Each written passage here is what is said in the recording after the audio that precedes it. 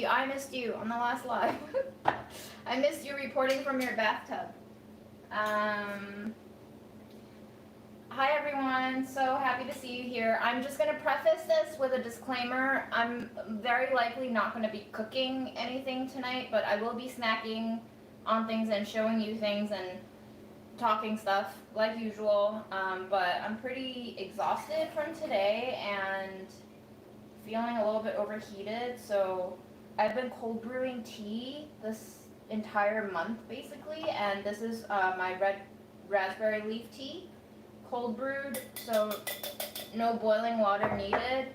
And I usually just put, like, for a 30-ounce jar like this, I put like a tablespoon of leaves, and I let it sit for ideally 2 to 3 days, but one day overnight is enough to get you some flavor. This has been sitting for probably 3 days, and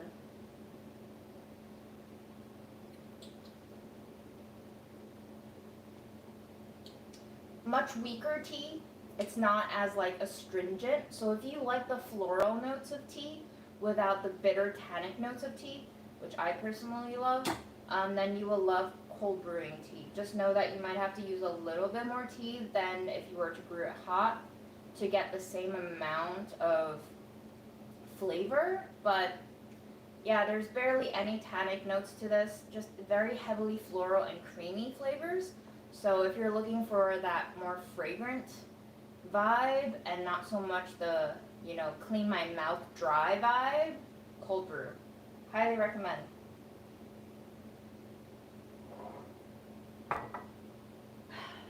Okay.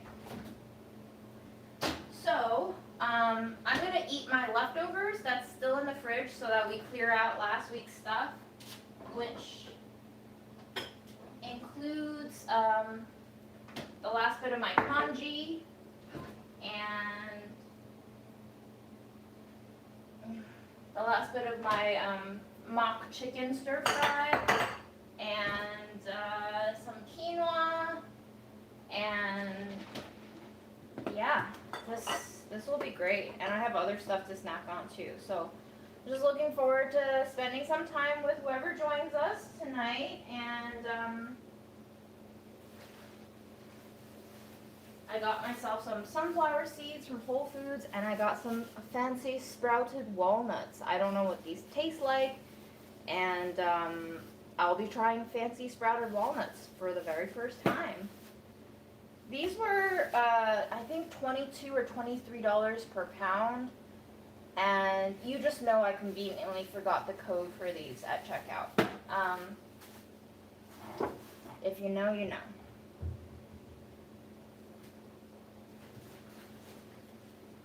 And as always, wherever I go food shopping for myself, I do a little bit of food shopping for Memo. So I got these whole paws premium cat food for Memo to see if he will take to any of these, because the poor little princess boy has been throwing up 2 days in a row. He has been eating though, so his appetite is there, but it might have been some snacks I fed him. Maybe they're not sitting well with him, but he unfortunately threw up this morning right after I fed him a churro all over the bed, which meant on 4 hours of sleep I dragged myself out of my bed and did 2 hours of laundry before meeting up with friends. And unfortunately the subways were a mess today, so I was like over half an hour late, and I had to walk to 2 different stations to finally get on a train, which is why I'm so tired. So my mental health is actually pretty great today. It's an 8.5, but my physical pain level is at like a solid 6.8 out of 10 right now. My legs hurt, my ankles hurt, so I'm gonna sit, and my whole body is just kind of like throbbing with that low grade ache. But I am thankful that my mental health is pretty steady. I started feeling so agitated in the subway, and not even just waiting for the train that never came and kept getting delayed, but also feeling agitated around other people. I think I've gotten more like reclusive in my period of illness, and now I just can't handle being around people. There were tourists with their suitcases and kids that were crying, and just bodies on bodies and noise everywhere, and it's very overwhelming living in New York City, guys. I think I used to be so much better at handling the day-to-day grind of just overstimulation, but over the last year of like resting at home because I'm just too weak to go anywhere, I think I've lost that like armor basically of just blocking out all of this assault on the senses, and I'm weak as shit right now in terms of enduring New York City.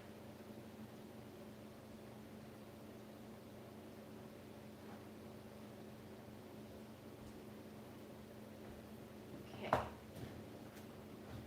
I'm going to start showing off my splurge today. I went to the farmer's market in Union Square, Manhattan, which I normally don't go to, but because I was already in Manhattan with friends and we decided to eat at a dumpling place at Union Square, I went to the Union Square farmer's market, and I unfortunately was like flabbergasted at just this one farm stand that had 10 or 12 different kinds of radishes and then another dozen kind of cucumbers, and they were so expensive. The cucumbers were $12 a pound. And let me just show you what I got. Anyway, I got black radishes. I've never seen black radishes like this before. This wasn't too bad. This was $5 for the bunch. So I'm gonna go wash these now, but they're goth radishes. Pretty cool. So let me get those in the sink. Maybe I can cook off the greens, because I actually have not had vegetables today at all.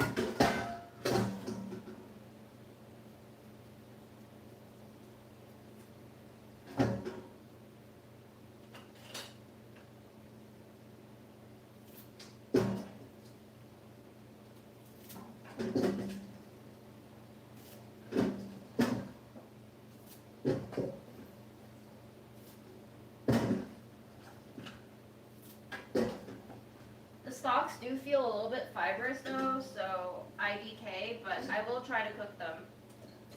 Since you know me, that's just what I do. I probably should have picked a bunch of smaller radishes, but I got greedy and I didn't want a tiny ass bunch for $5. These feel like they might be a little bit tough to eat in salads, but we'll see.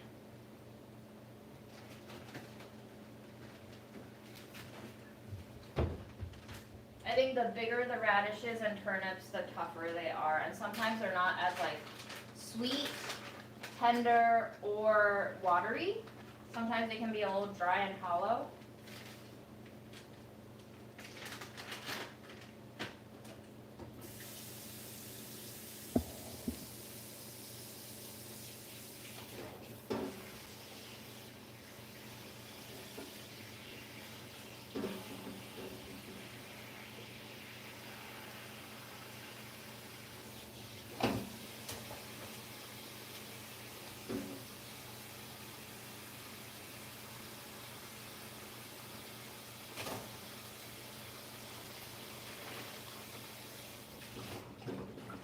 Okay, those are soaking.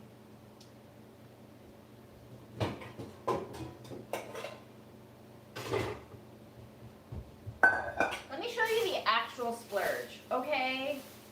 This is a cucumber, believe it or not.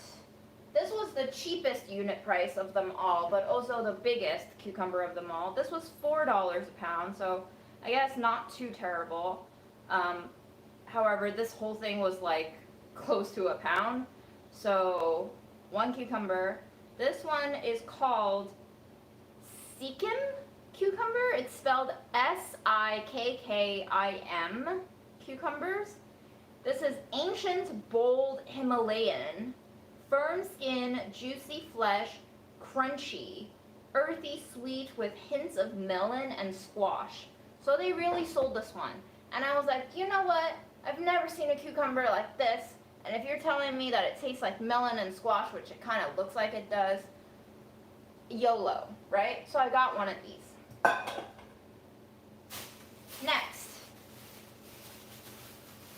2 Kirby cucumbers. That's it, just 2.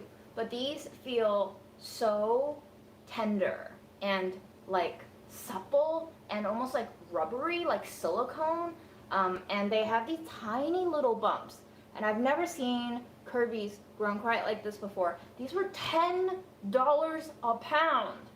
$10 a pound, okay? And you know what's fucked up is I got these 2 other cucumbers that were $12 a pound, and he counted the unit price for all of these tiny cucumbers for $12 a pound. And I was like, actually, I think there's a price difference.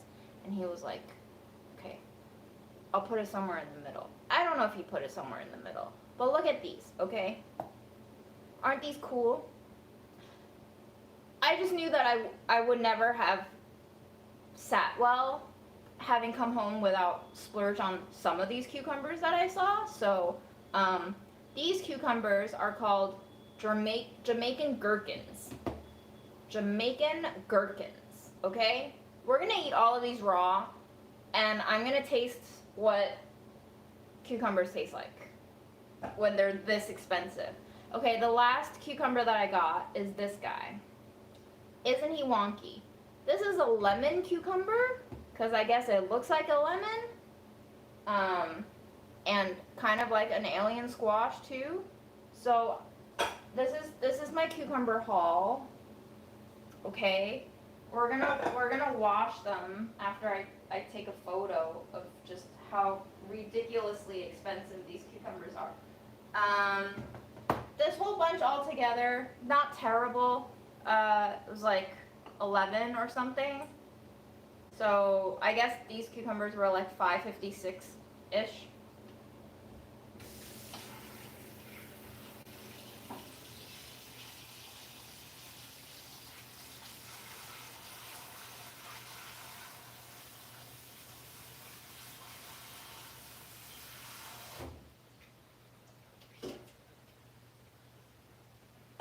And then, after I shopped that loot at one farm stand that had all these amazing varieties of vegetables, and I think they are technically certified organic, so I guess that accounts for like the higher price point.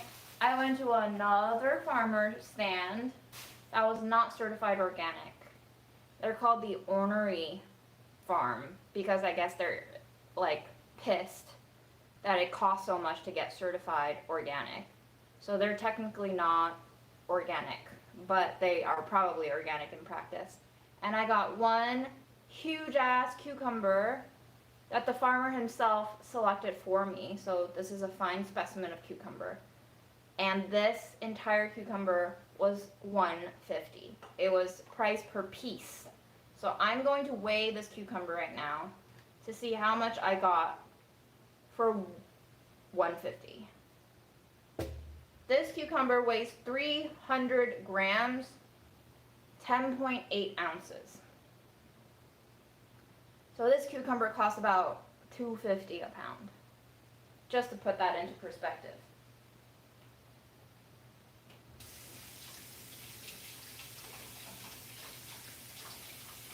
And I was on my last dollar and change. I actually looked at the stand and I really wanted a cucumber, and then I looked at my wallet and I only had a dollar bill plus some change, and I didn't know if I had enough change, and I didn't want to like embarrass myself while I was carrying everything heavy on me to like count through my change to see if I had enough money. So I started walking away, and these 2 farmers who were talking by their stand, one of them called me back. He was like, "Hey, you should buy something from this stand." And I was like, "I know, I really wanted to. I just don't know if I have enough money." And I guess they were like friends and jokey with each other. And he was like, "Here, I'll give you $1." And I was like, "No, let me count my change." And then I counted my change, and it turned out I had more than $1.50 in change. So then I got to pick it, and he was like, "I saw the place that you were shopping at. Like, this place is better." I guess they're friends. And he was like, "I work at the place that you were shopping at." And I was like, "I know, I got a little overcharged at the place that I was shopping at, which is why I don't have enough money to buy more stuff here." But anyway, farmers market shenanigans, pretty great, pretty great. So we have all these cucumbers we can taste now. after I give them a little more rinse, rinse.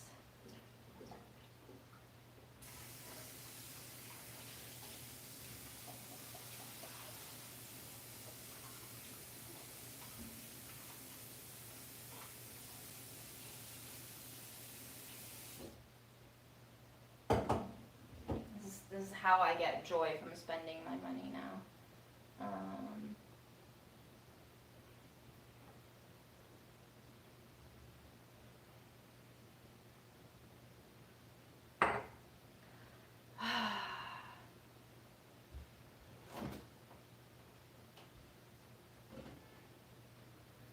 I also got this bottle of kombucha, which is a cayenne flavor. And I got it mainly because I was thinking about the last time I had this flavor, and it was on a date with a guy who likely gave me mono. And that was before everything went south. And I think that was our second or third date. And I was like, that was a nice memory. I think it's time to relive this flavor. Because I remember having a stomach ache on that date. And I was like, I really need kombucha. So we walked into a bodega, and I got this flavor of kombucha. And I had to chug it before we went into the speakeasy bar that he wanted to bring me to, which, to be honest, looking back on that date, I was like, girl, you liked, like, spending time with this guy. You did not enjoy that date, did you? And I was like, I didn't like the speakeasy bar part, but I liked the walking and getting kombucha and chugging it part. Sweet memories.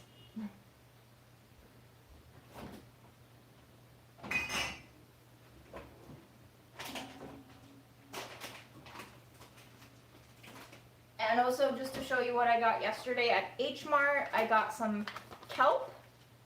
I don't know why I got the kelp, besides the fact that I really wanted seaweed salad, which is also always horrendously expensive and tainted with food coloring, but seasoned so perfectly.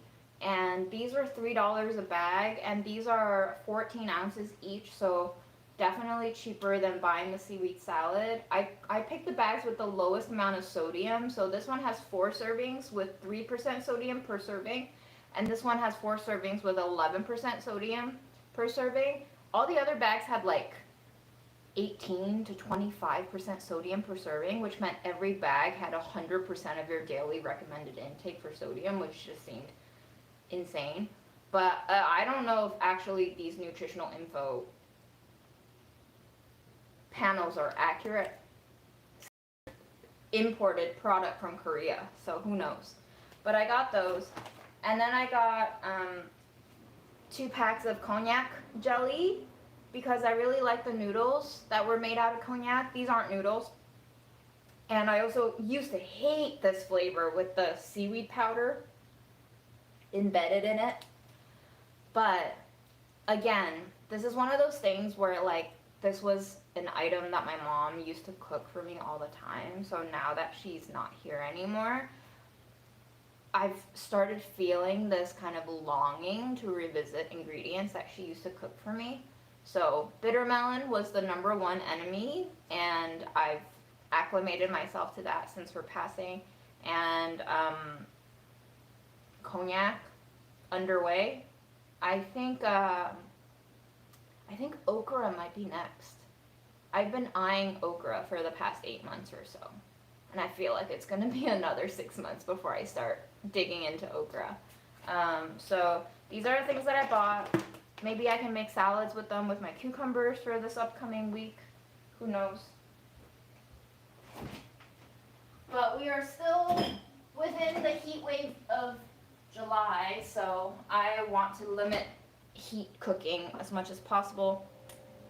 Also, I used up that egg that was technically sell by April 20 something. So at this point, it was 3 months past the sell by date. It smelled fine. I made some pancake mix with it. So we'll see how hungry I feel after eating all of these leftovers and snacks.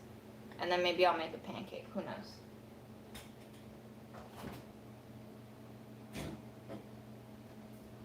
So that's my week in groceries and purchases. Oh, and I wanted to show you this, actually.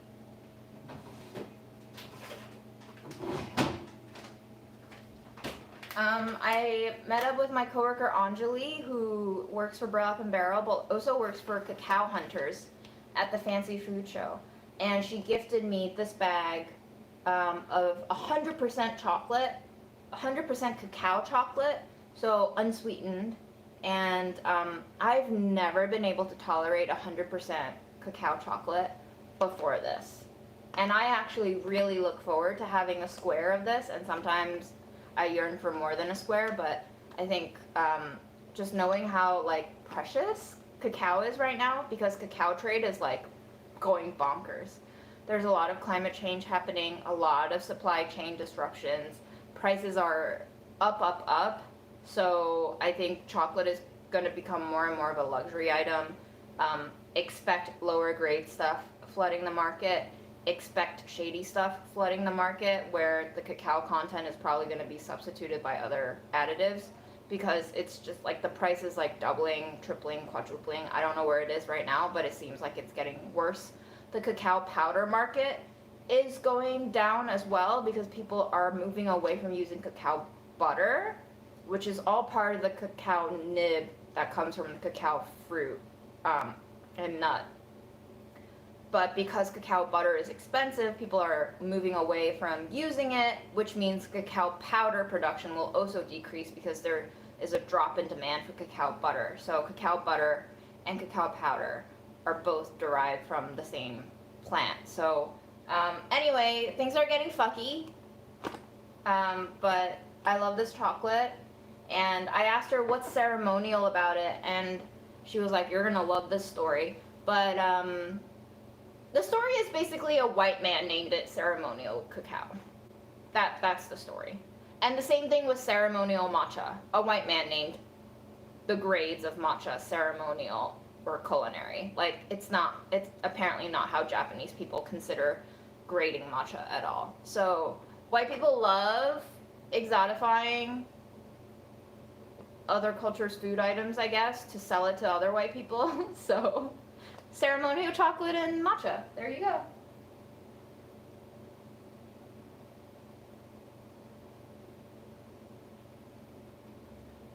I'm gonna have a square. Let's do a little tasting, because this is like gold, really.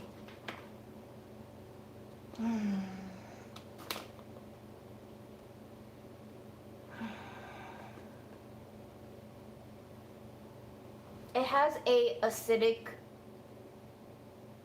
rouge to it, is the best way I can describe it. It reminds me of like really high quality wine and lipstick together. Cheap lipsticks smell like wax and crayon. Expensive lipsticks, to me, however, has a certain extra aroma to it. Rouge is like both the feeling that the color red gives me, that shade of red that's called rouge, and also the makeup experience itself. It just feels a little substantial in the way that I'm not used to like cheaper chocolates. It's just imprinted with Cacao Hunters on there with a little cacao fruit. I don't know if you can see that design, but yeah, it smells like fresh earth and a little bit of raisin, like really juicy but like very well sun-dried raisins.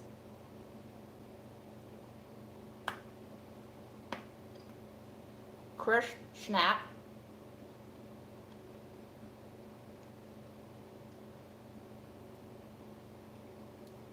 If you like sugar and you like dairy in your chocolate, you're probably not gonna like this.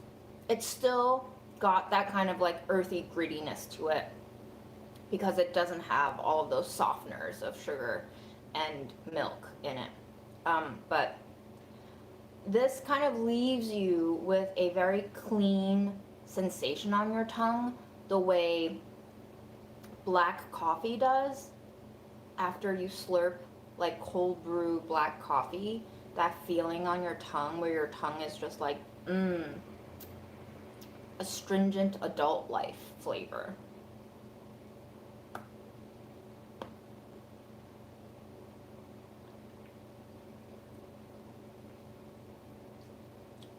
It melts on your hand, even though this just came out of the fridge, which means probably there's not a lot of like random emulsifiers in here, because I feel like more, you know, processed chocolates don't melt this readily.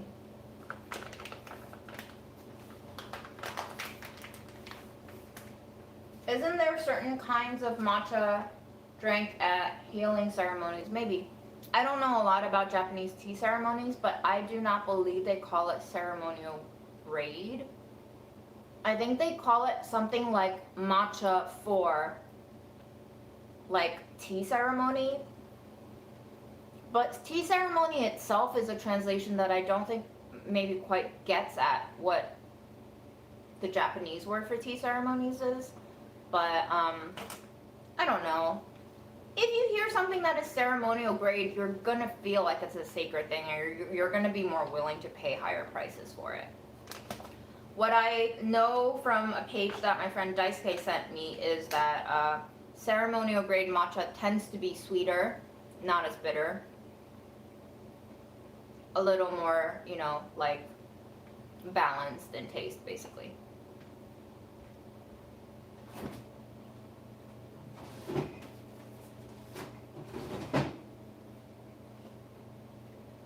The thing about like really lovely high quality chocolate is that it comes in waves of flavors, kind of like really good wine. I feel like with wine, and even really great beer too, you get like a top note, you get like a middle phase, and then you get like an aftertaste, sort of gradation of introduction of different kinds of experiences on your tongue, in your palate, in your nose.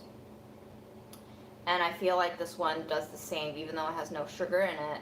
There is different levels of bitterness to it, and different levels of earthiness, dirt-like kind of moistness to it. Moist earth, soil.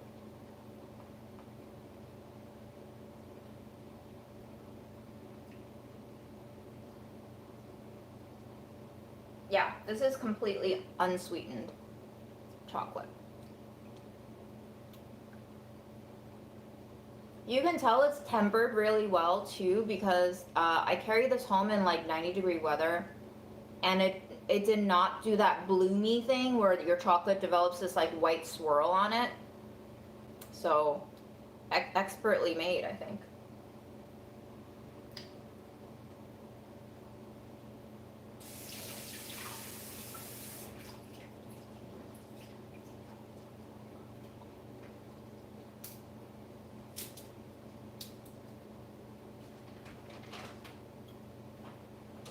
All right, I do want to blanch the radish greens and see if I can make them edible, because I think it'll go great with my leftovers. So let's do that next. My body is like, you should be sitting. What are you doing?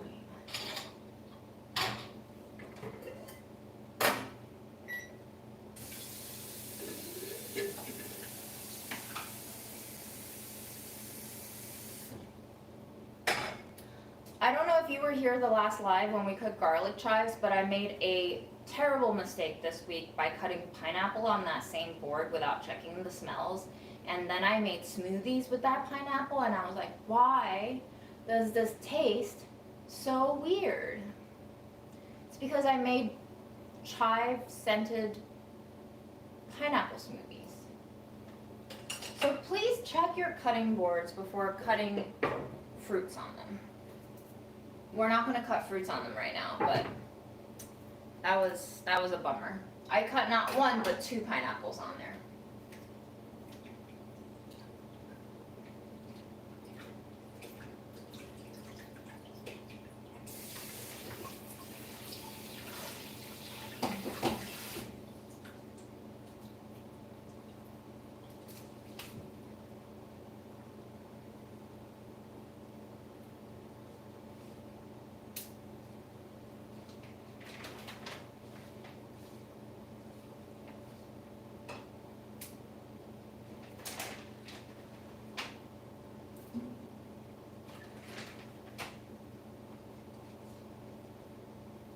This honestly feels like a very bad idea, to be honest, because a lot of these feel way too fibrous. You know, when you can peel apart fibers this tough, yeah, I don't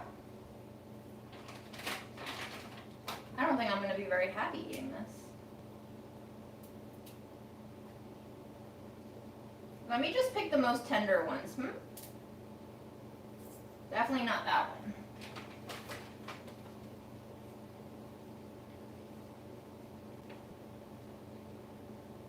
Okay, they're also very gritty. You know what?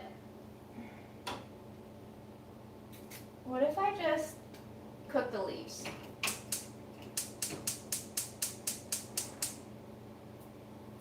We're just gonna cook the radish leaves.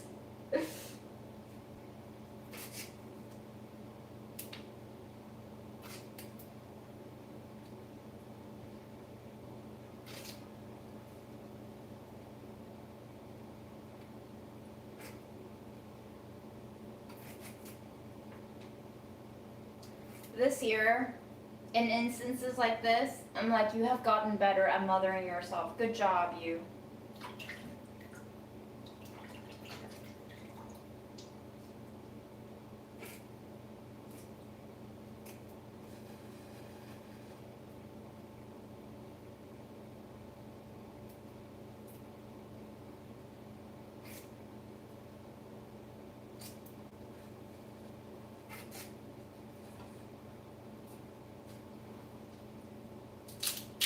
Oh yeah, these feel way too fibrous.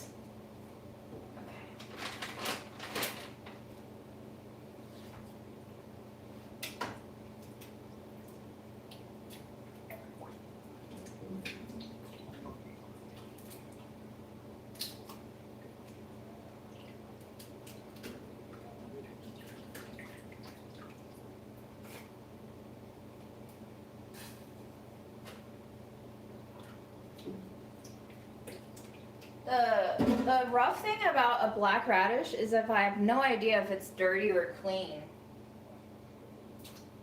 I can't tell if there's still a lot of dirt on it.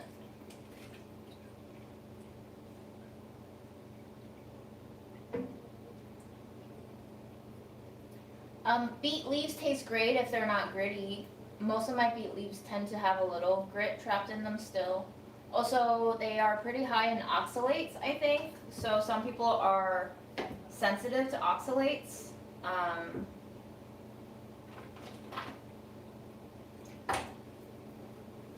So that could be a reason.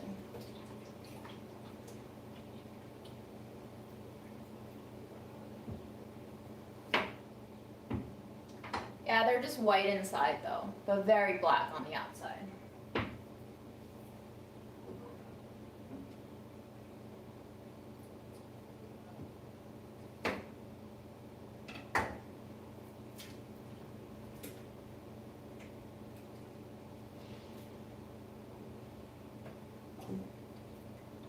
So approximately 80 cents per radish, because this was $5 and there are 6 radishes. I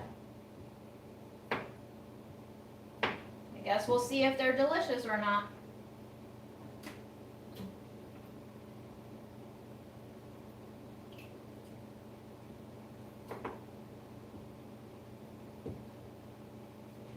But yeah, I've also never seen black radish before, which is why when I saw them, I was like, you gotta get it. You'll never know again what black radish tastes like if you don't try it.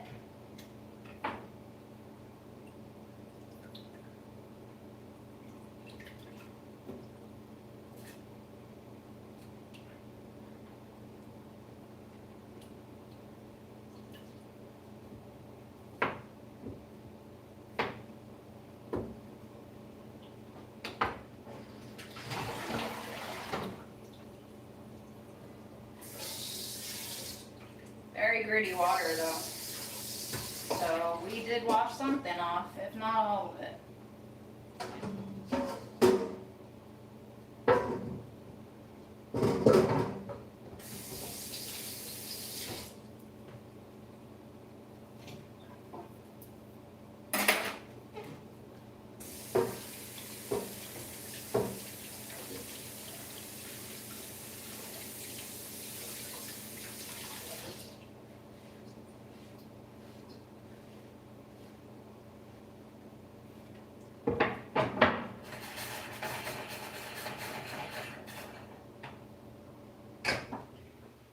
let that simmer.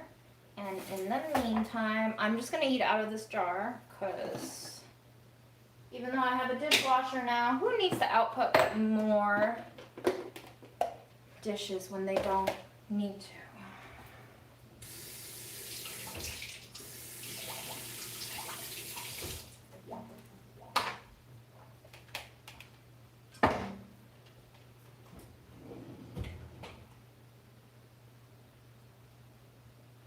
Yes, they are white on the inside.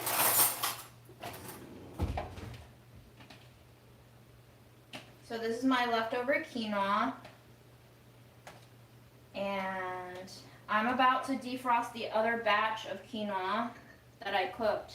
I actually froze a whole quart of quinoa because I cooked so much last time, which is great because I don't need to cook it again.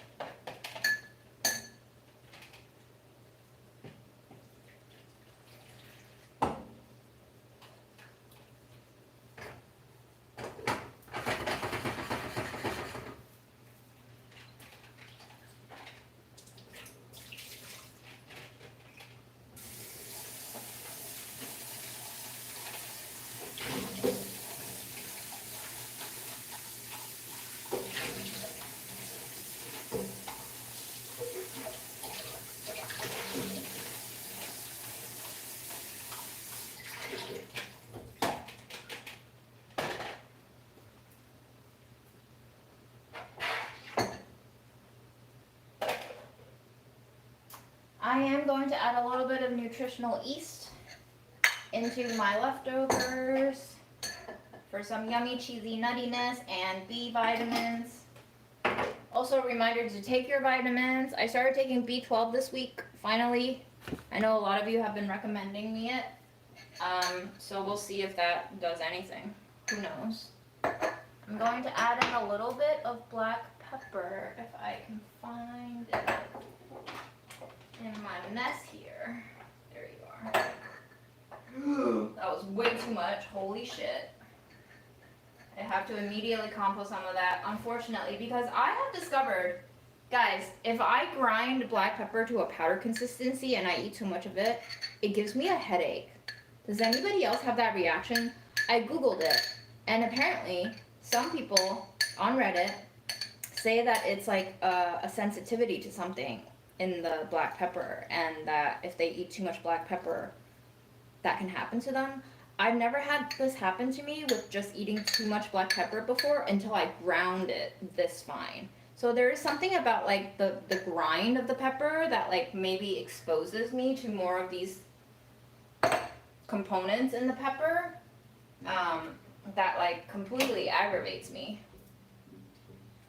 Oh, it's a nightshade. Interesting. Huh.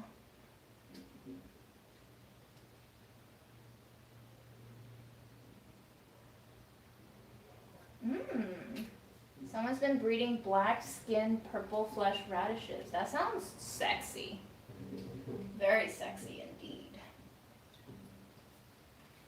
Alright. Our radish leaves are blanched.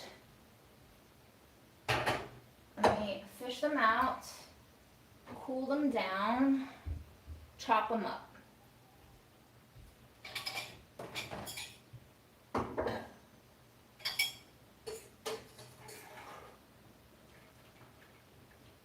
And since we have this cooking water already heated, I'm going to go ahead and blanch my cognac jellies just so that they are ready for consumption for the rest of the week.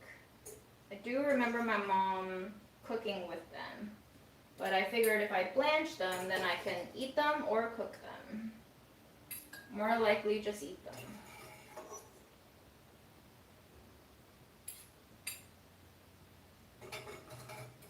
However, there is a lot of grit in this water, so maybe wise to not use this, unfortunately. Rethinking on the spot. Must adjust.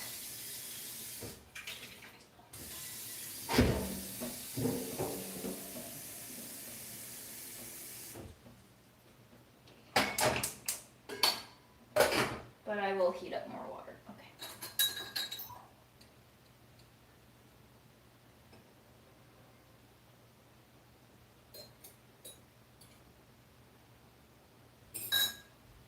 Cheers to radish leaves. They taste pretty furry, fuzzy, leafy.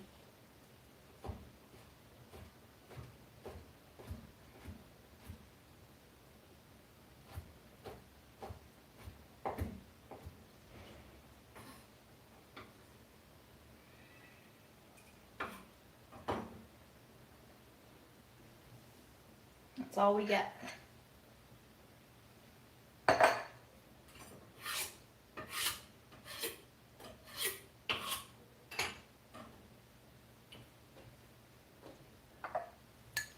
Mix that in. I think we're gonna need some sort of fat in here. So I'm actually gonna cut open an avocado I've had for over a week now.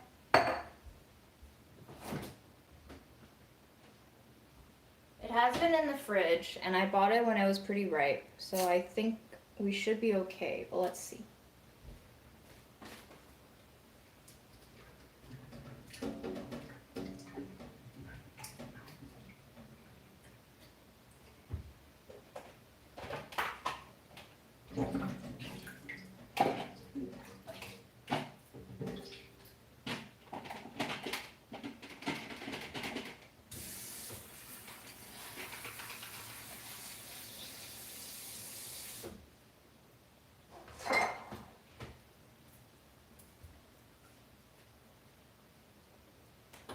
I saw a guy cut it like short way to cut down on the surface area that you expose to oxygen so that you can slow down browning. IDK, but we're gonna do it.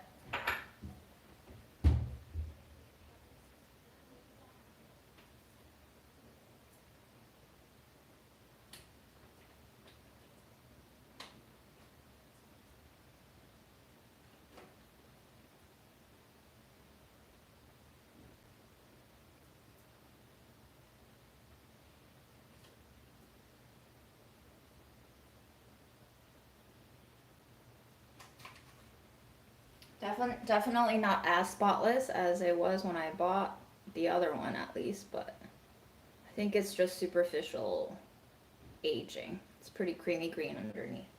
I'm gonna pop that into our container.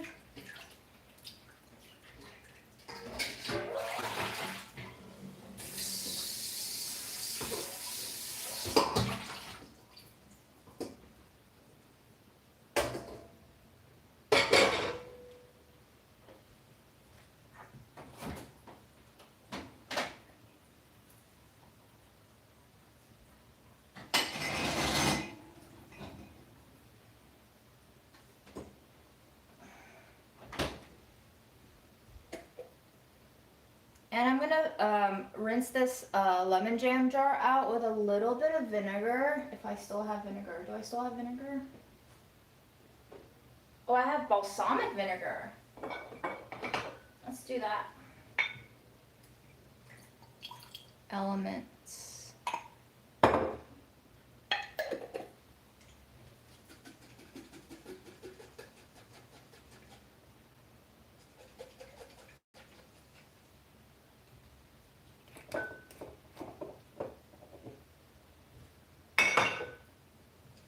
I'm gonna drive a chair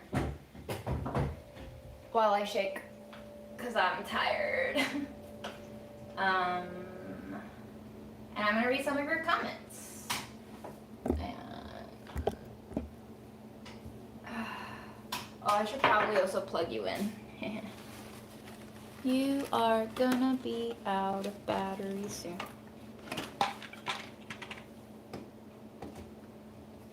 Has the stream been okay for the most part so far? Last stream, I don't remember if it was last week or not, but I did notice a lot more glitchiness and jumps and hops in the footage. So I suspect that my phone is starting to shut down permanently. So that's a thing.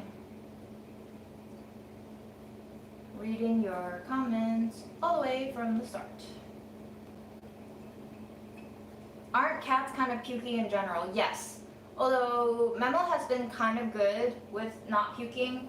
I don't know if you saw in the background, but I went to Home Depot and I bought a new bag of potting mix because the soil that I was growing his grass with was like years old and probably not nutritious at all anymore. And so I got us some new soil and I'm gonna grow him some new grass.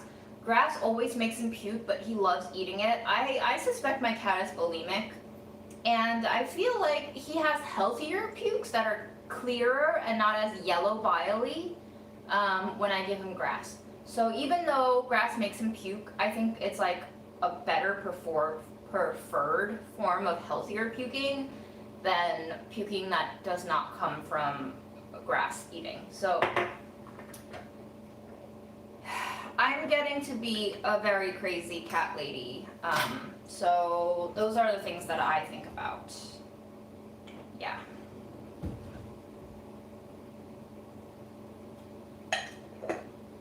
Adding some of that in. My water's coming up to a boil, so I should probably chop up that cognac. I'm gonna boil the white one first, because I think it has less stuff in it. The brown one has some seaweed powder that makes it brown and speckly. The white one does not. The white one is also apparently product of Japan. Oh, the brown one is too. Okay. There were some that were like product of Korea. I'm not sure what the difference is, if any.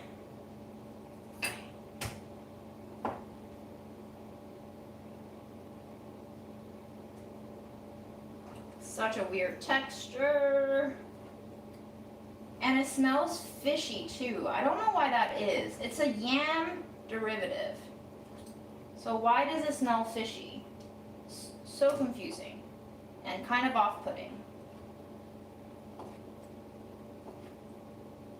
I'm just cubing it to make it bite-size friendly for salad style consumption.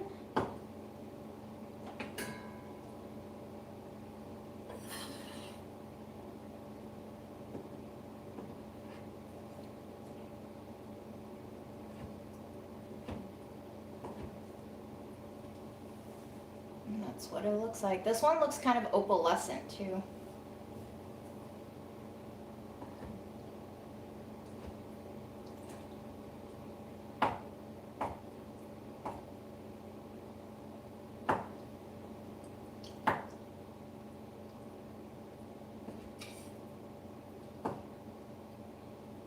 Very slippery. If you are cutting this, make sure you have a sharp-ish knife and a tight grip.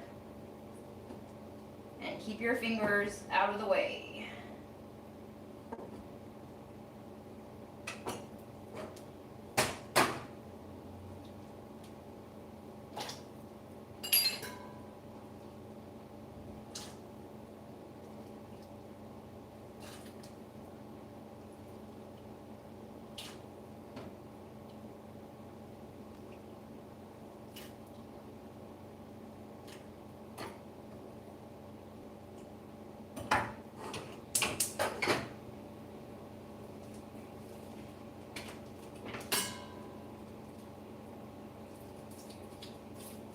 I believe the price point, if anyone cares, for each of these cognac blocks was about $1.50 to $1.70.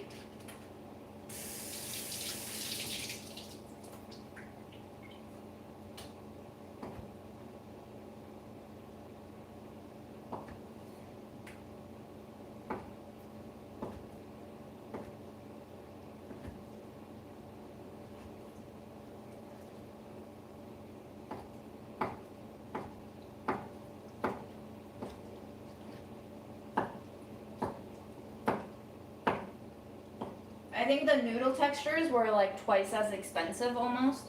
So I just wanted to try the cheaper versions of it. But I do really enjoy the noodle format. I think the noodle format is like very pleasurable, texturally speaking. And because maybe it's thinner strands than chunks of it, the smell of like randomly fishy reminiscence didn't hit me at all. So I think I might just buy the more expensive version if these don't sit well with me this week going forward.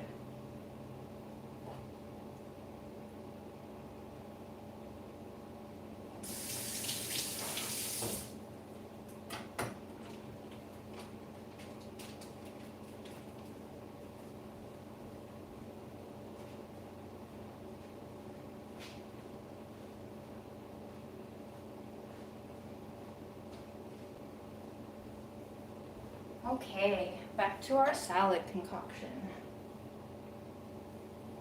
Avocado, balsamic, we're gonna chop, mix, kind of emulsify the avocado as a creamy sauce in there, or, you know, just chunky, like guacamole, I guess, mixed in.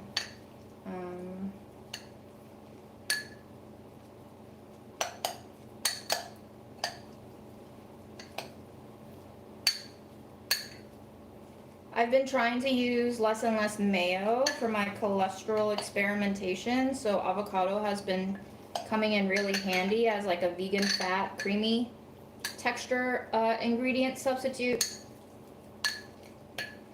I really miss eating my yogurt though. I catch myself salivating in the dairy aisle now, but I'm not desirous enough of yogurt to like resort to the skim stuff. I can't bring myself to buy the skim yogurt. It just tastes so sad now to me after years of eating fattier versions.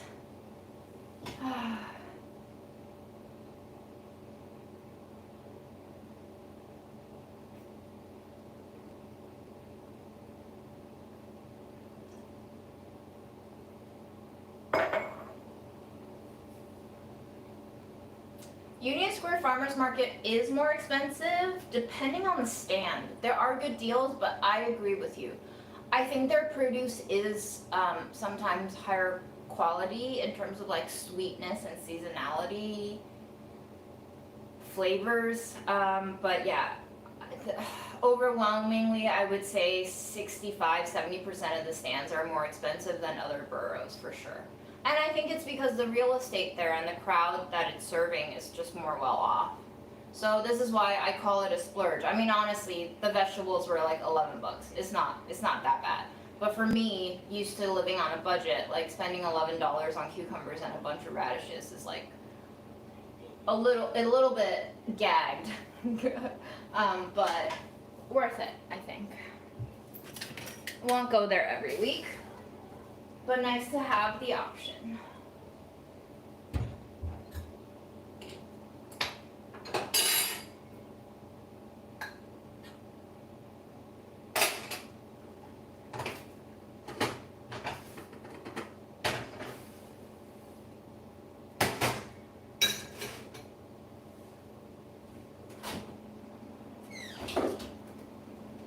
I'm also we're not gonna cook this today, but I'm gonna defrost my frozen firm tofu for cooking later in the week.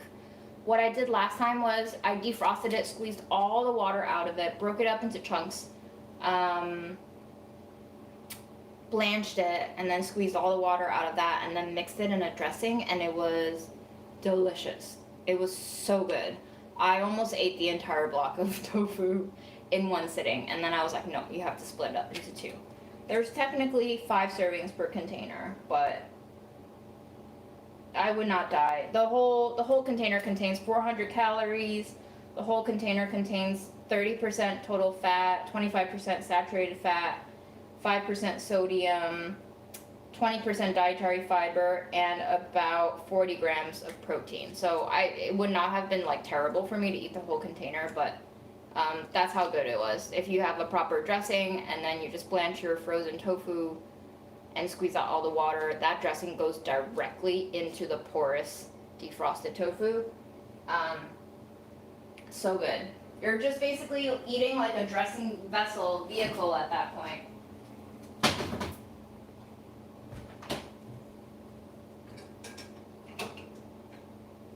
I'll let that simmer. Let's taste our mush leftover concoction before I season it further. Cheers.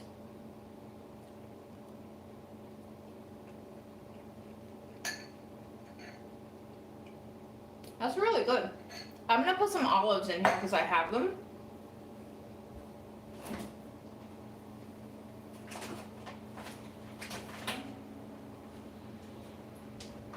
I bought some olives last weekend. Didn't use them. These have pits in them, so I'm gonna be careful, but I don't wanna be chopping oily, slippery olives and possibly cutting myself, so I'm just gonna pop 8. I popped 8 in here. And I'll just try not to chip my tooth on them.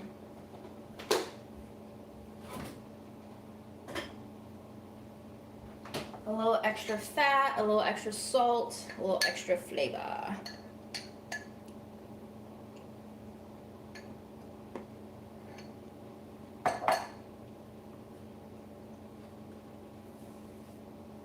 That's pretty good. And honestly, that's normally how I eat all of my Sunday meal preps throughout the week. I just blend all the cooked ingredients I have together, season them a little bit differently with variety every day, and then supplement it with whatever additional flavoring agents I want to make it a little bit not so monotonous.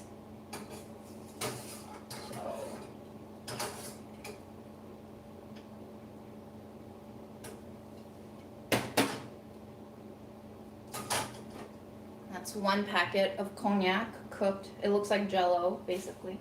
Kind of tastes like Jell-O too, honestly.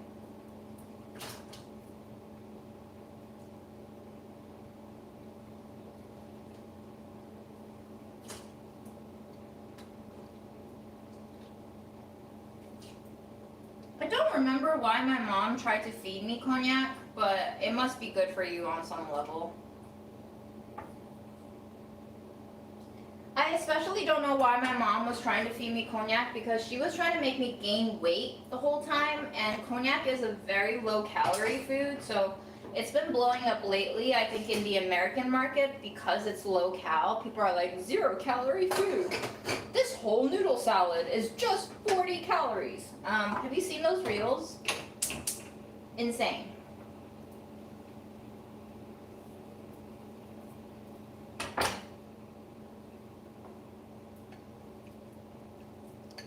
One more bite and then I will go read your comments.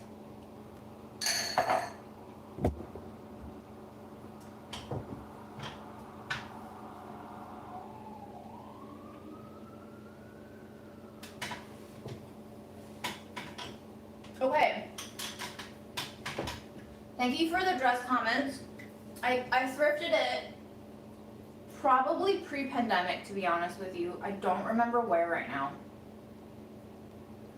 It's actually an oversized dress for me. It's like 12 or 14. So I just used this gifting ribbon that I've saved for years. And I actually went to the Cloisters Museum today. I called this jokingly my murder dress because it looks like an old carpet tapestry that like you've slaughtered people on, and it just like sustained blood stains. But I thought the gold ribbon would cinch in the waist really nicely and also add a little bit of an accent. So this was my outfit to the Cloister Museum today, and I believe this was my very first time wearing this dress out in the world. I am going to try better at wearing all of the clothes that I have in my closet.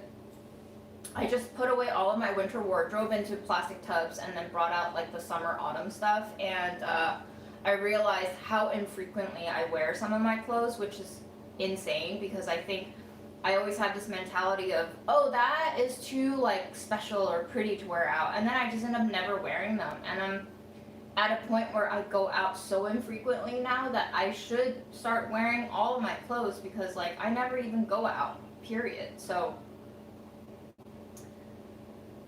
gonna do my best to rotate through my closet and actually wear all the stuff that I have. And yes, Chrissy, $10 for 1 pound, $12 for 1 pound.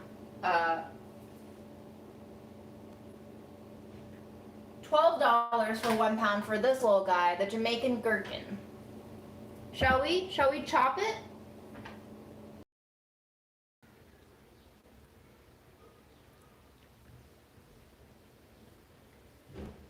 Can you see me? Can you hear me?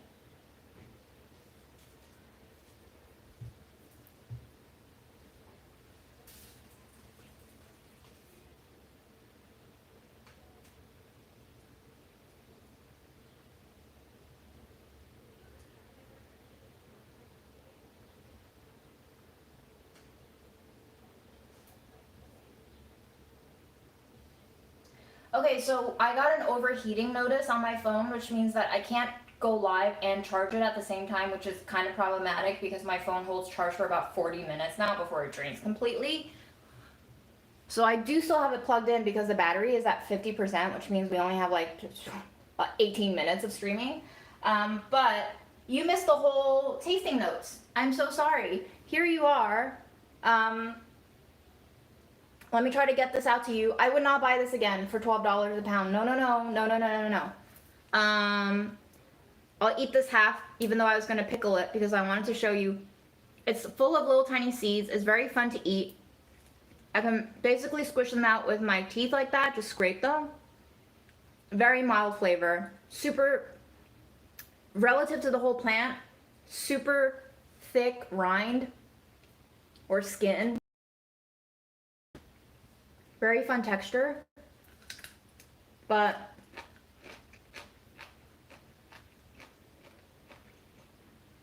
how do I say this? It's kind of like if you got a cucumber that tasted like a,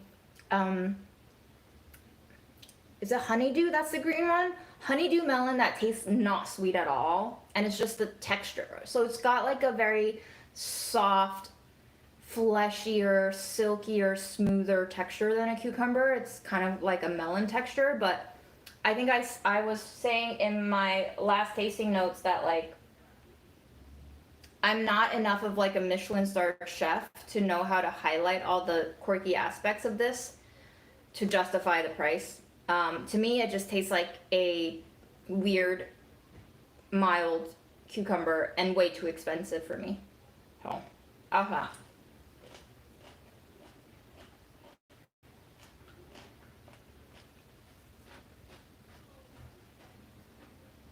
And while we're tasting, and while my phone is still kind of working, even though it looks very laggy on my stream. Hello.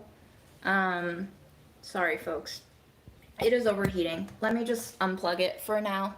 And I'm gonna set a 10-minute timer to see if I need to replug it back in. But here's the lemon cucumber. Let's just cut this open and see what it tastes like.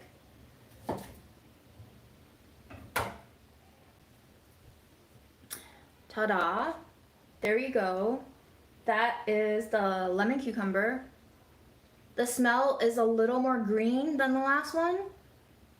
This one smells more like a seasonal cucumber that has a little more like a tomato juiciness in it. Doesn't smell like a tomato, but it smells kind of like the pulpiness of a tomato, if that makes sense. The little sacs inside the tomato, that kind of silky, gloopy texture. Okay. Very...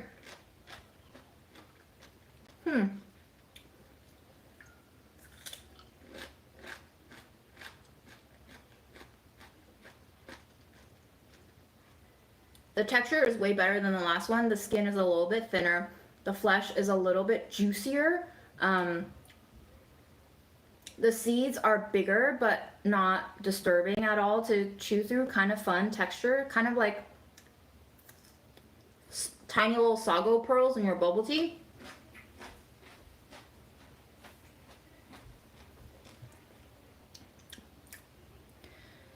It doesn't have much of a flavor beyond like a really baby cucumber.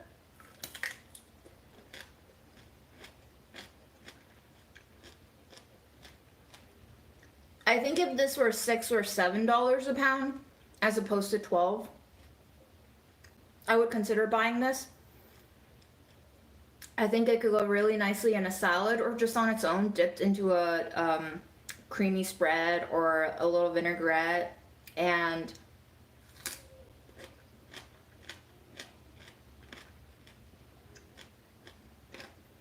served with roasted corn and pickled onions.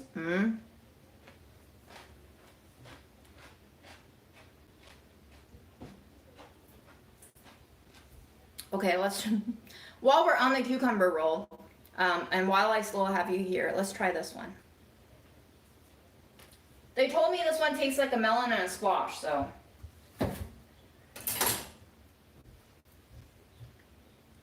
That's what it looks like. Oh, interesting. They smell all, these all smell different, very different. This one doesn't look as green. It looks more, looks like a Bosque pear actually, on the outside and on the inside. This one smells a little bit more, this one smells a little bit more like the girl who bought the cherry flavored L'Oreal Kids shampoo. Does that make sense to you?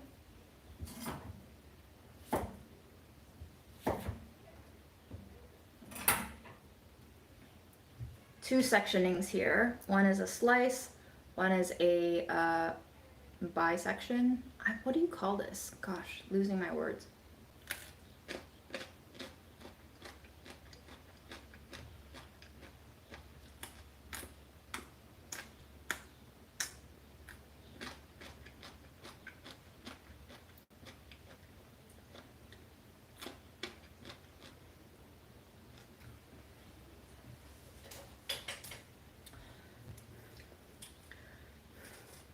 I would not buy this again, but it was only $4 a pound, so whatever.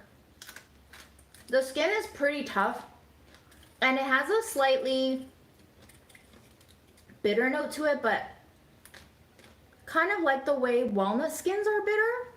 It's like bitter, but also sweet, but like definitely not pleasurable if you eat too much of it, but could be nice in small doses. Very fascinating distinction between the peel and the flesh.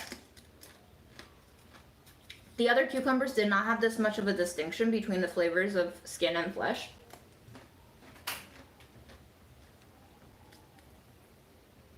This one is not as crisp as the other ones. It could be also because this particular cucumber is a little bit dried. You saw that little hole in the bisection. So,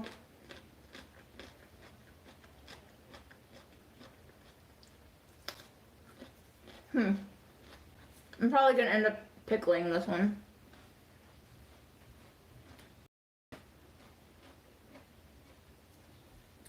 Look at all the beading happening at the top of that cut. Yeah, the flavor is even less exciting than the first cucumber that I tried, which is kind of disappointing. So far the lemon cucumber wins. Now let's try probably the most expensive Kirby cucumber I'll ever buy. $10 a pound. Let me just check to see if there was any special description. Kirby, crisp, small, perfect for pickling or snacking fresh. All right, I guess we'll see.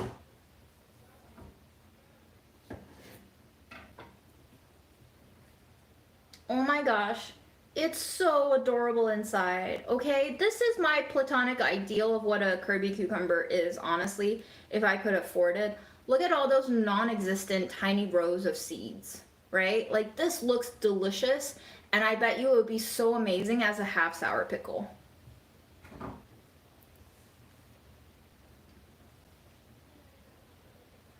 This one smells really fresh. And kind of woodsy too. This one has like the most intoxicating smell out of all of them. It's a little heavier, a little muskier, and not as like fruity and bright as the others. It's got a little more like, I'm a sexy cucumber and I know it and you should know it too.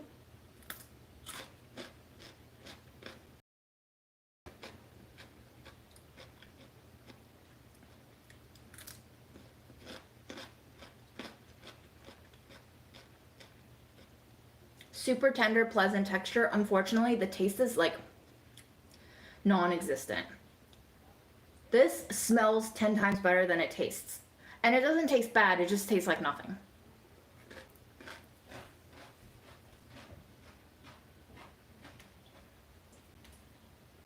And finally, the cheapest cucumber that I bought from the other farm stand.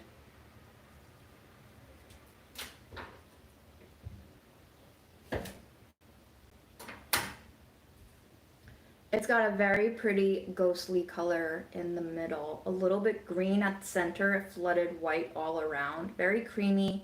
And yeah, it looks like a little melancholic ghost.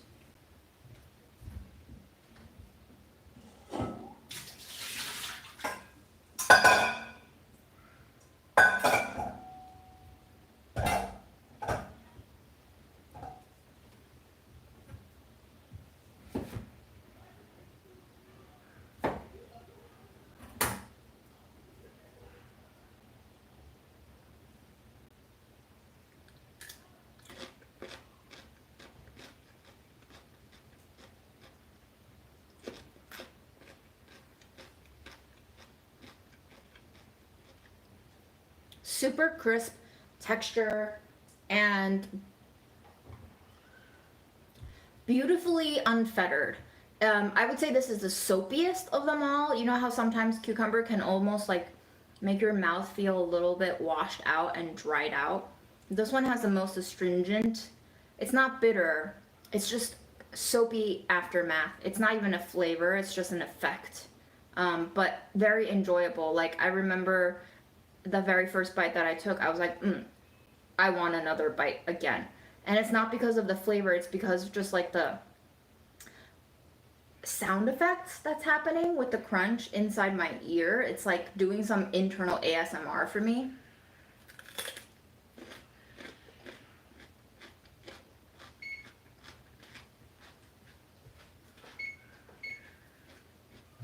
That was 10 minutes.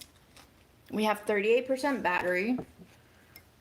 My phone is still overheating. I am going to plug you in just a little bit. Let's see if we can survive this plug-in.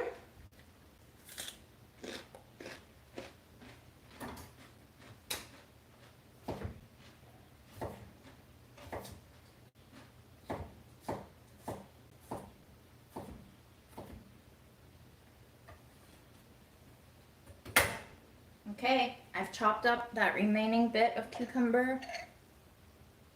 And I think for sure this $1.50 cucumber was worth it. It's on par with supermarket cucumbers, but it looks beautiful and jade-like. And the skin textures are great, but the flavor, not mind-blowing. I would say the lemon cucumber is probably my favorite out of this entire bunch that I've tasted. That one was like the most special and pleasing combo. Thanks for watching me taste cucumbers.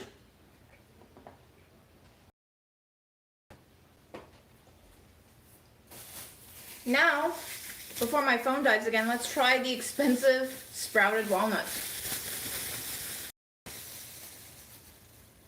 from Whole Foods.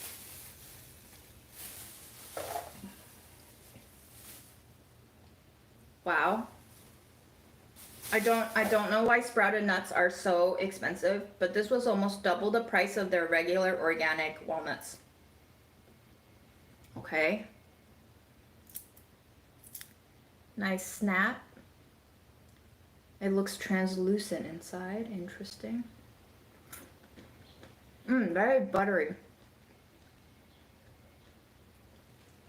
Okay. These walnuts smell like they just came out of a shell. They smell very fresh. Even though they look a little dusty, musty, they smell very fresh. And to be honest, these are some of the best walnuts I've tasted. Maybe on par with some of the fresh walnuts that I've cracked from the shell, like harvested by my students in rural China.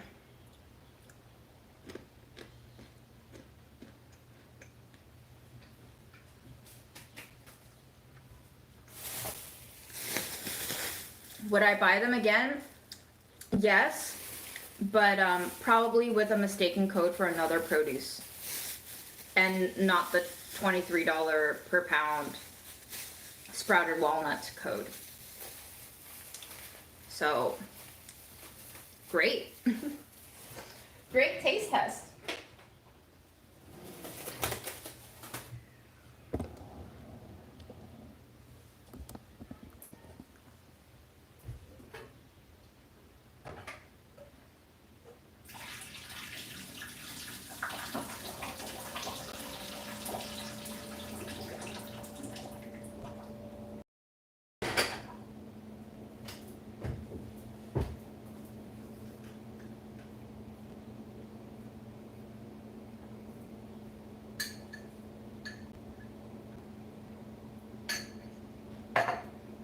Looks like I lost a lot of the chat history. The first chat, because I refreshed my page, the first chat is literally asking what are they chunking up. So I'm so sorry if you asked me something before and I didn't see it. If you want to drop it again.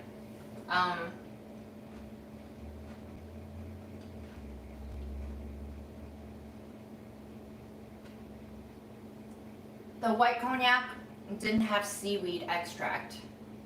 The brown one did.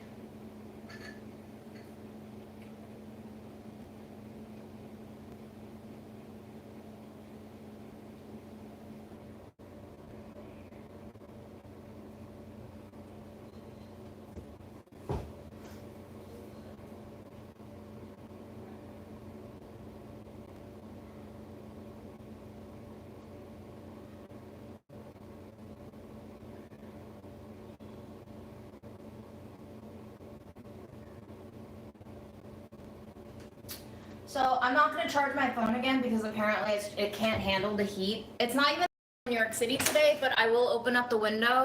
But for the 26 folks who stuck around, hi. We have 47% battery left on this phone, so I'm just going to go live until we run out.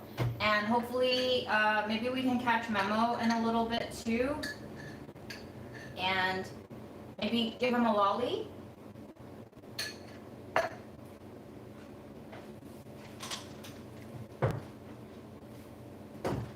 If I moved my computer in here, I would have to move my desk. My internet routing would change. It's possible though. I'm really resistant to buying a new phone, but everyone just keeps buying new phones and I'm really trying not to do that.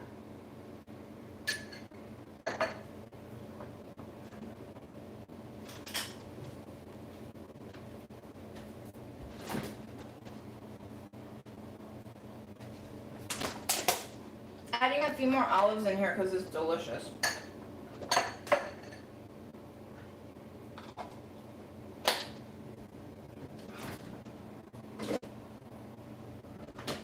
So I have my Panasonic DSLR film on. I also have a Sony point and shoot, which Aaron gave to me. I have a batteryless IBM ThinkPad maybe, or Dell. It might be a Dell laptop that Aaron gifted me. I could reach out to him and see if he can run through how to set up something else. But yeah, it does seem like this phone is dying, just with the stutters and the overheating and all these issues that seem more and more numerous. This phone is a Pixel 2 XL. I believe I got this phone a few months before Mom died, so maybe this phone is like 4 years old now.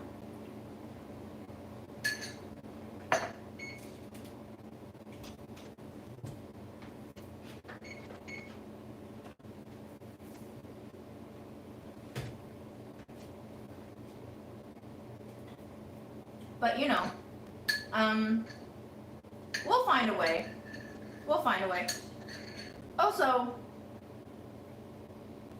can you guys think of any other way for us to stay in touch like this if we're not on YouTube anymore? Because TBH, with all of the AI developments happening, it's just like so fast and so scary, and Sorry, there's something stuck in my tooth, and I can't ignore it. But obviously there's already enough material of me, audio and visual wise, on the internet to like recreate me from scratch, essentially, using all the technology that we have. But I have been thinking about what if I want to move off of YouTube, period, because I don't know, man. Google, Apple, everyone, they just keep sucking all of our life force into this big cloud machine, and God knows what they're building. We can only see what they've allowed us to see. Who knows what they are building that we haven't even seen yet?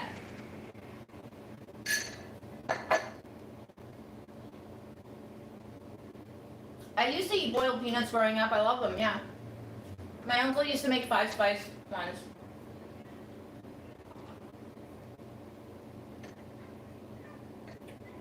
Creating a server. Interesting. How would other people access that server? Do you think the average viewer would be able to have the tech know-how to access? I don't know any of this. Clearly, the questions I'm asking should make it very clear to you that I have no idea what I'm asking.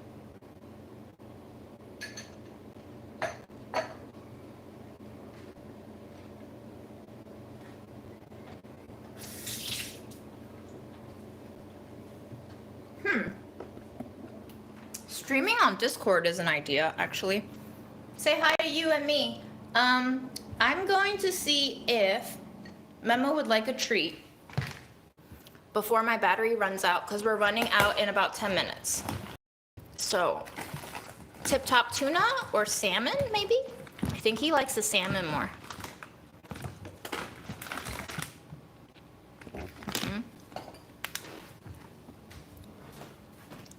Where is the boy? I just did all this laundry today too because he threw up. So I had to run that laundry boy. We've come to watch you eat a lolly. Sorry for my horrible singing, but there's Memo looking gorgeous. Absolutely gorgeous. Gorgeous, my boy. Do you want a lolly? Should I come to you? Look at this lolly. You don't want this lolly? You want this lolly?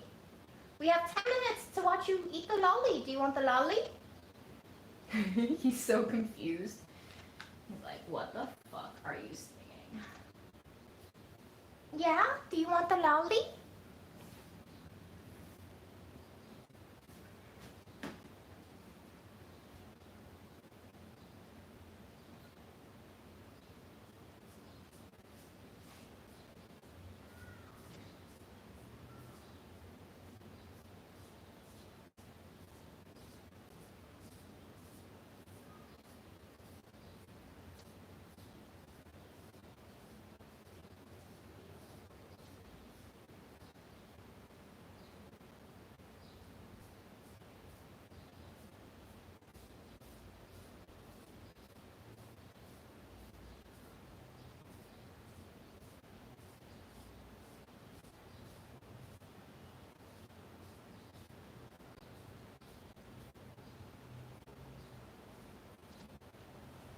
Have the lollies been keeping you happy, my boy?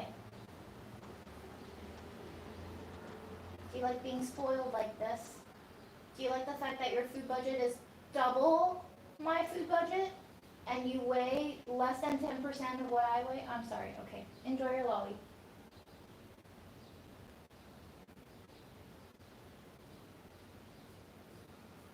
He's like, do not speak unless you are spoken to.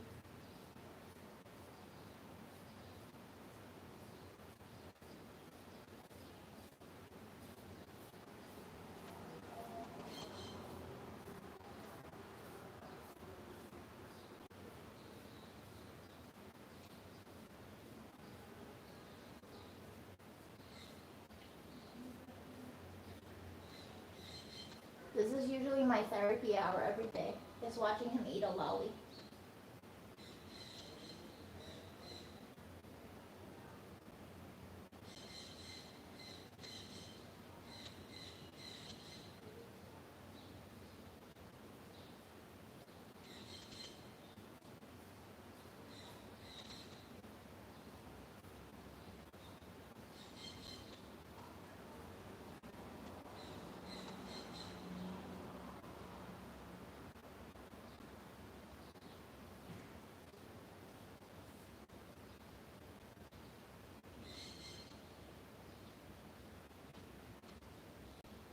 You want to bite it? Yeah, there you go. Bite it.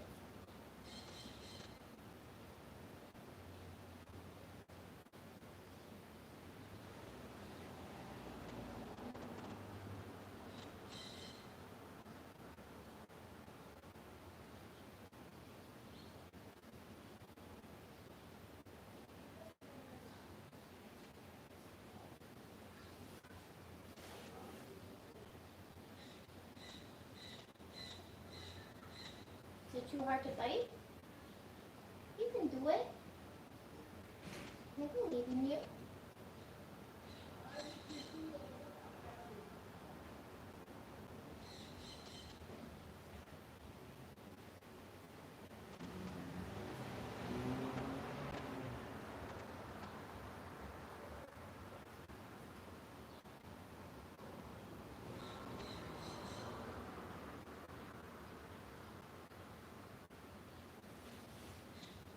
There's only like 7 calories in here. It takes forever.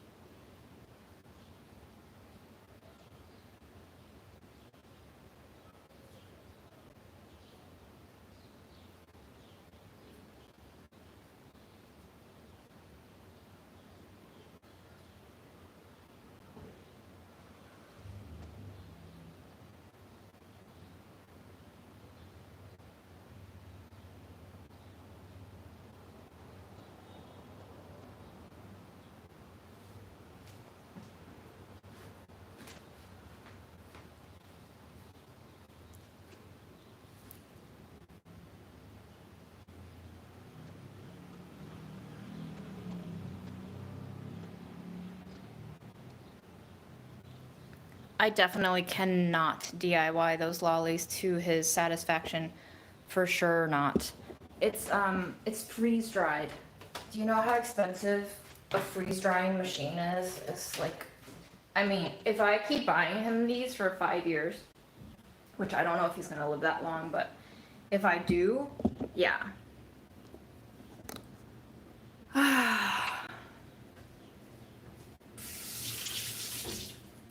Hope you enjoyed that. And I will continue eating my food because I'm hungry. But I have no idea where I put it. Where did I put my food?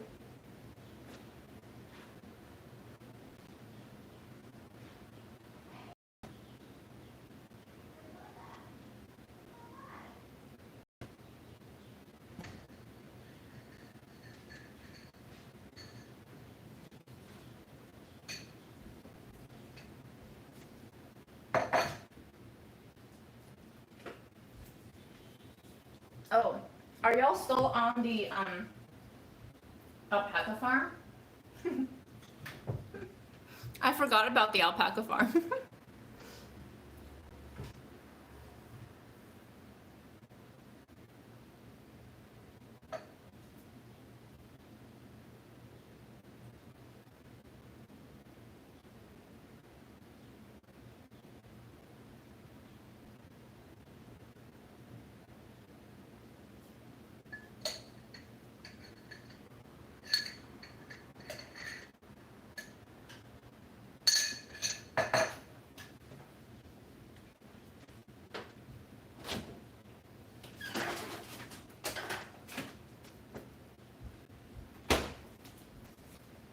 So before we run out of battery on my phone, my review of the soy vegetarian chicken slices is that if you cook it with enough spices and sauces, the baking soda flavor of it goes away.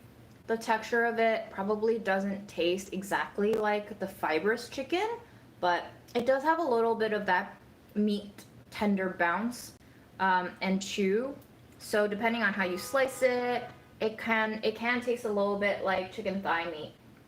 And I saw these again at H Mart at the regular price, which was like, I think 5, maybe 6. I wouldn't buy them 5 or 6, even though I think that's an okay price. But because I got these on sale for $1.99, and I have this frozen still, I think $1.99 is a great price. I think $3.50 is a good price.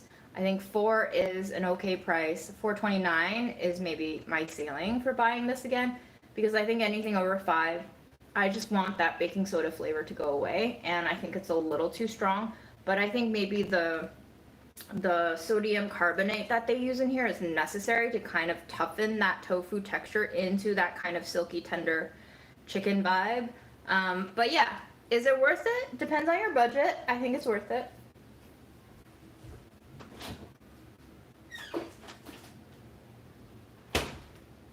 Oh. Ow. I also spent $2 on a packet of pandan leaves. These smell so good. They smell like toasted rice and vanilla and grass, like dry toasted golden grass to me. So I'm gonna be making some black sticky rice congee with this in it. I think it's gonna be super delicious.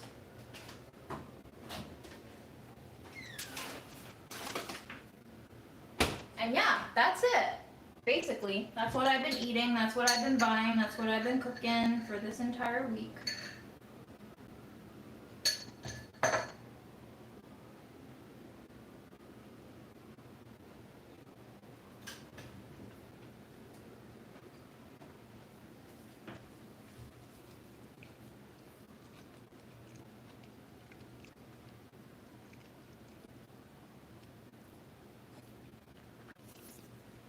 Listen, I don't even know how to use Discord, so who knows? We're down to 20% on my phone. I love this like doomsday countdown to when I go offline.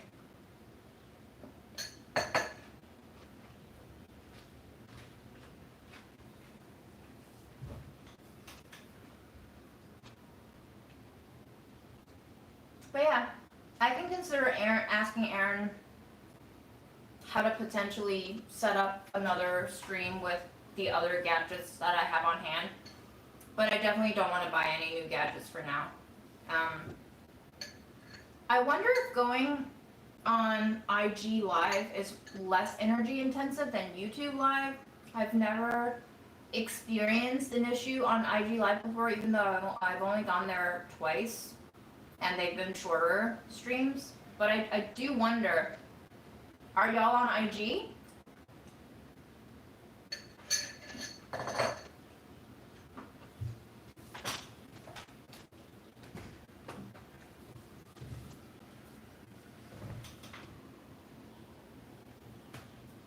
I could try using my 6A, but when I got this phone 2 years ago, when it was new, it would overheat whenever I went live. So it's rough.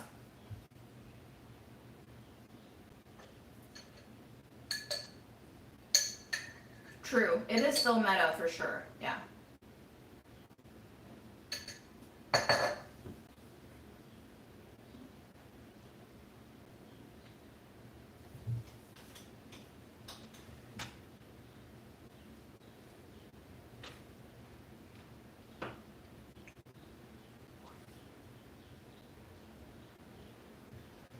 Oh, story time.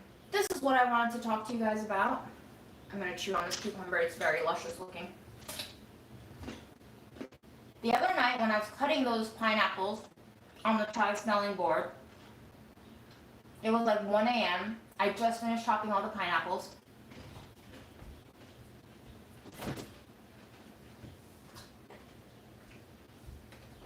Said pineapple. I come out of the kitchen. I head to my bedroom, and all of a sudden, I notice this big ass roach. Big ass roach. On where the wall meets the floor, the molding of where the wall meets the floor. And he's just like staring at me. And I'm like, okay, what's up? Are you dying tonight? Unfortunately, my living room was kind of already not neat, so he had a lot of places to run into. I basically chased him around for like 7 minutes. He ran into my bookshelf. He ran into the plastic curtain I had to segregate my AC air exclusively to the living room. He ran over the blankets on my couch, into my couch, over my couch, into the wall behind my couch. He ran on top of my mattress. I lifted the mattress. He ran onto the floor. He ran onto the wall. He stayed there between where the mattress met the wall. And I attacked him with this bottle of soap solution that usually works because roaches have exoskeletons. So if you cover it with a soap solution, it basically suffocates them by creating a soap film around their exoskeleton because then they can't breathe properly. This roach, however, took like 10 seconds to recover from every spray and just refused to stay still for him to for me to like kill him with something. And eventually, after 7 minutes of like putting my entire living room into disarray, chasing him around, he runs into the radiator and I give up because I'm like, there's no way I can find you in the dark at 1:30 a.m. And I go to sleep thinking this roach is going to come back for revenge.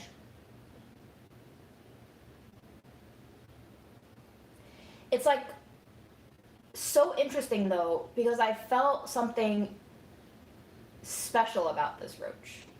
It could just be because I'm still grieving and all of that, but this roach was kind of like, I know it sounds odd to say, but it was kind of beautiful. It was a big roach. It was shiny, but not like shiny.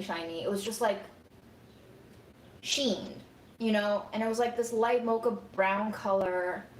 And I was wondering what is up with this roach that just refuses to die, because no other roach has stood up to my salt water or my soap water attack like this before. He just seemed incredibly skilled. I know I sound insane saying this, but strategic, skilled, agile, all of it, and like impermeable in a lot of ways. The next day, about noon or 1 p.m. or so, I walk into the living room and I see him upside, I think it's the same roach, I don't know if it is, but I'm assuming it's the same roach. I see him upside down and just like struggling with his little legs up in the air. And I'm like, that's Gregor Samsa moment right there. And what's really interesting is that the spot where he was flipped upside down and struggling was the spot where my mom and my grandma's ashes were the night before I moved them to get to him as he was crawling all over the place.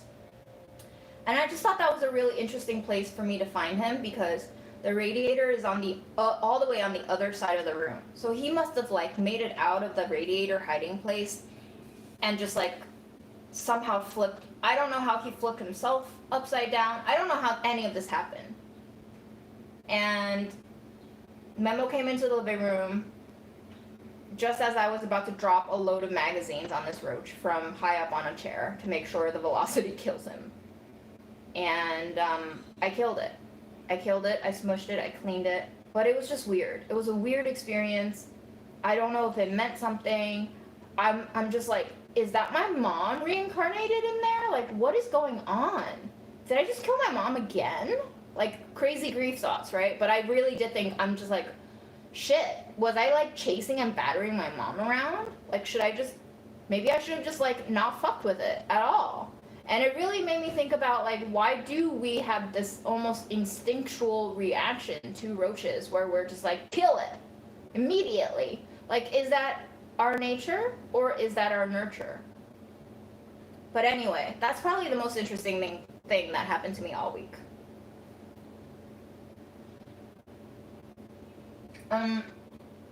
Last year, right around when I was getting dumped, in fact, the day I was getting dumped over the phone, there was a roach right there, and I smashed it with a box because I was already so angry about like getting broken up with, and over the phone no less.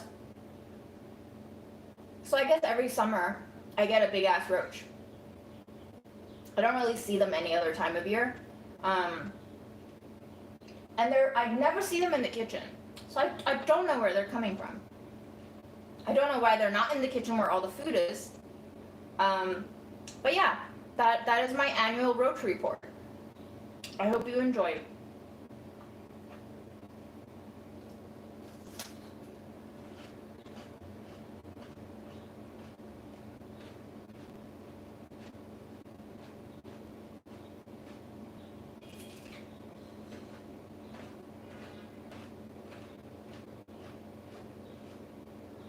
I feel really bad for it, you know, because like I did spray it 5 times with soap the previous night. It must not have felt good to endure that whole night with soap all over you while you're trying to breathe. I really wish it just stayed still for me to like smash it. And obviously I had that like Monday Night Football moment where I was like, oh, I could have just stepped on him and crushed him when he was in my plastic curtains shriveled on the floor. But no, I had to shake the curtains because I didn't want to like ruin the curtains. But I threw the curtains away. It was like a plastic tarp. I threw it away anyway because I was like, oh, I can't just put it back up again now that there's been a roach all over it. Anyway, that's my life. A roach is the most exciting thing that happened in my life this week. All right. Thanks for tuning in. I hope you take care of yourselves, and I hope you don't think so hard about killing a roach the way that I do, because that shit is just... Anyway, 3% left. We did good, guys. We did good. Happy Saturday. Happy Sunday. Love you all. Take care of yourselves. Bye.